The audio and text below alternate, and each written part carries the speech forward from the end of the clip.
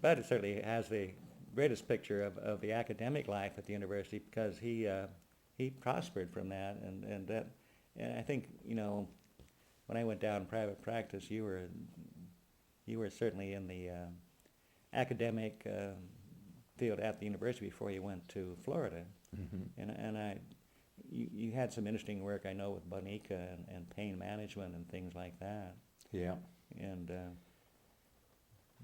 Actually, John Bonica was quite an interesting yeah, person to really work with. He was quite an addition. He came from Tacoma, yeah, where he, all by himself, had written what still is almost like the Bible in pain.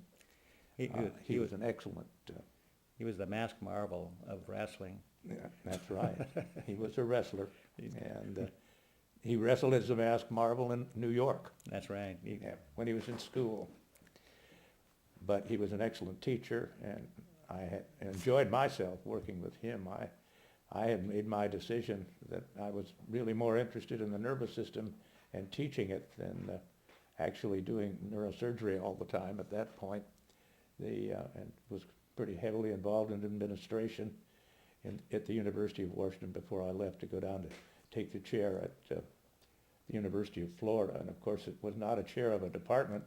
At the University of Florida, neurological surgery was still part of the surgery department. And I think it's important to keep in mind that when neurosurgery was able to split out from the surgery department, the neurology people that were originally in both the Department of Medicine and the Department of and in neurological surgery were able to flourish in a joint type of training program.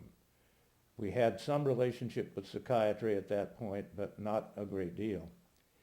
My background was pretty much the same as Wally's in terms of being a corpsman during World War II and becoming very interested in the nervous system. Luckily, had the GI Bill as well, which put me through. And when I look at the medical students today and what it costs for them to go to medical school without any relief, it's just astounding to me.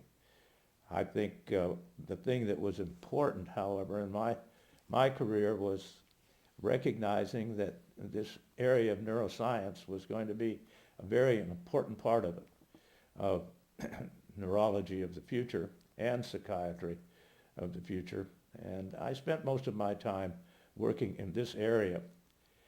Uh, from the initial research that I was involved with John Bonica, we were able to establish the pain clinic down at the University of Washington.